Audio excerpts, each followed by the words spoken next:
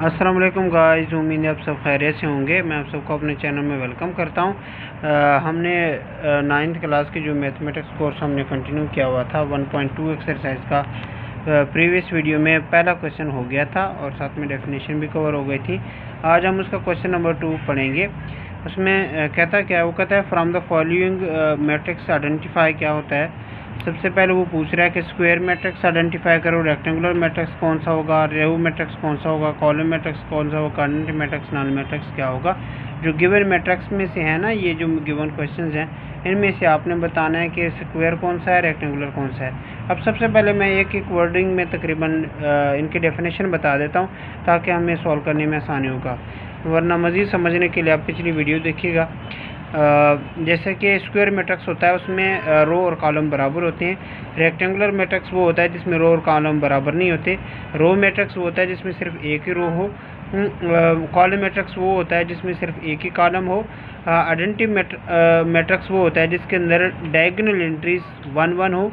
Null matrix वो होता है जिसके अंदर सारी एंट्रीज 0 हो। अब हम अगर पहले क्वेश्चन को देख लेते हैं, पहले पार्ट को, तो इसके अंदर जो रो हैं वो हमारे पास 2 रो हैं, 3 कॉलम हैं। तो इसके अंदर यानी रो और कॉलम बराबर नहीं है, तो ये किसकी तरफ जाएगा, रेक्टेंगुलर मैट्रिक्स की तरफ जाएगा। ठीक है, या इस तरह कर लेते हैं हम। पहले स्क्वायर मैट्रिक्स की देखते हैं। स्क्वायर मैट्रिक्स यहाँ से सारों में से देख लेते हैं कि स्क्वायर मैट्रिक्स है कौन सा।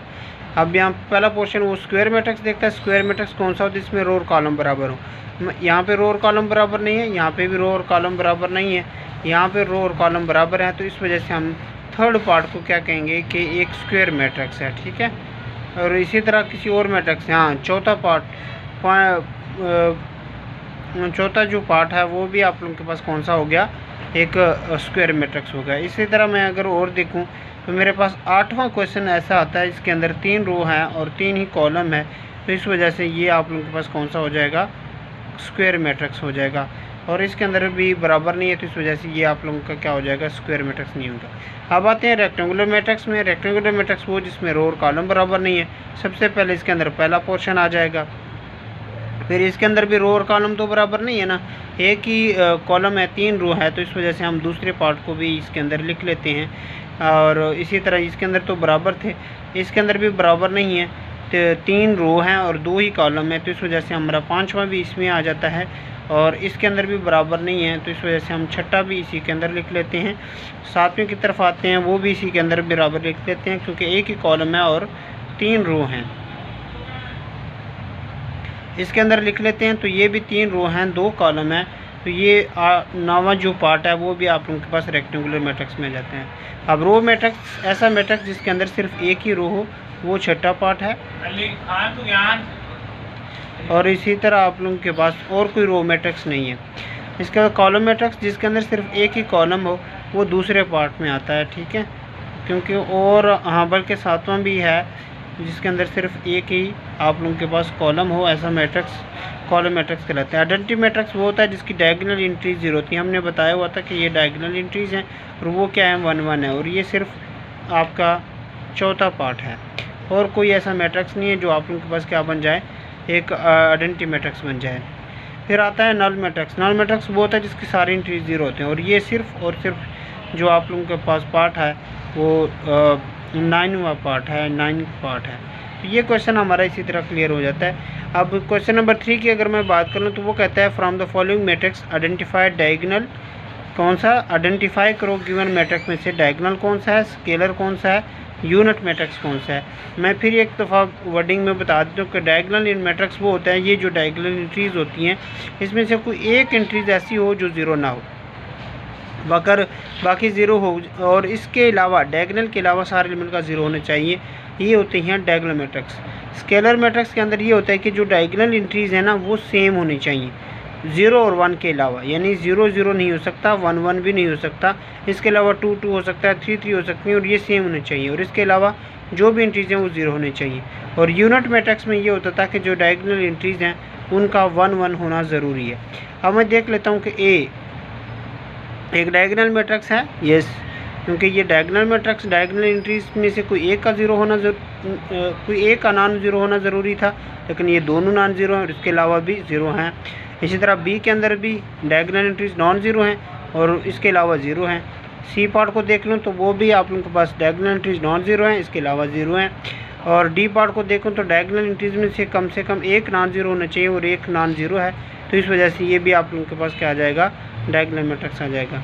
अब इसको देखें तो इसका आंसर अगर मैं लिखूँ तो E = 5 - 3 है तो 2 आ जाएगा, साथ में 0 आ जाएगा, 0 आ जाएगा, 1 + 1 क्या हो जाएगा, 2 बन जाएगा।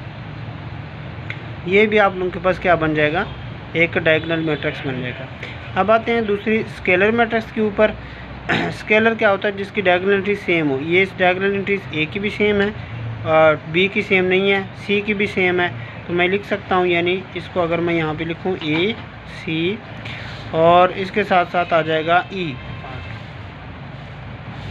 यूनिट मैट्रिक्स वो होता है जिसकी डायगोनल एंट्रीज 1 हो और वो सिर्फ क्या है, हमारे पास सी पार्ट है।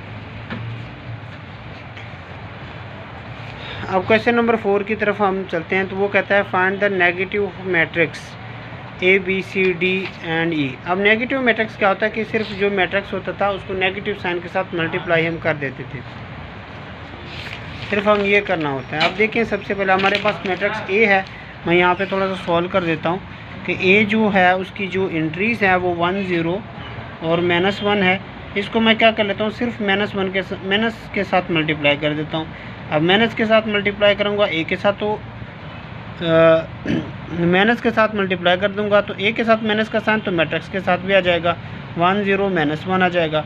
अब इसी तरह ये -a क्या बन जाएगा, -1 बन जाएगा। 0 एक न्यूट्रल नंबर है और इस वजह से वो उसका साइन चेंज नहीं होता, वो हमेशा पॉजिटिव रहता है और ये 1 हो जाएगा। इसी तरह अगर मैं और पोर्शन कर लेता हूँ, डी पोर्शन कर लेता हूँ, तो उसकी जो एंट्रीज़ हैं वो है -3 2 -4 और 5। अब मैं -d के साथ मल्टीप्लाई करूँगा, माइनस के साथ मल्टीप्लाई करूँगा तो माइनस मैट्रिक्स के साथ भी चूँकि मल्टीप्लाई होगा, 2 -4 5, तो ये हमारे पास -d इक्वल किस चीज़ का हो जाएगा,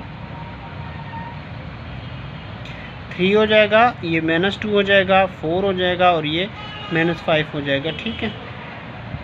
इसी तरह ई पार्ट को अगर मैं नेगेटिव साइन के साथ मल्टीप्लाई करूँगा तो वो कुछ इस तरह का बनेगा, जैसे कि मैं लिख लेता हूँ, यहाँ पे सॉल्व भी कर देता हूँ ताकि इजी रहे। 1 -5 2 और 3 माइनस साइन के साथ मैं मल्टीप्लाई कर रहा हूँ तो क्या हो जाएगा, -1 बन जाएगा, 5 बन जाएगा और प्लस का 2 है, माइनस का 2 बन जाएगा, माइनस का 3 बन जाएगा। ये होते हैं नेगेटिव मैट्रिक्स को। अगर हमारी वीडियो अच्छी लगी हो तो चैनल को सब्सक्राइब कीजिएगा और अपने दोस्तों के साथ ज़रूर शेयर कीजिएगा। मिलते हैं इस तरह की नई वीडियो के साथ। अभी तक के लिए अल्लाह हाफिज़।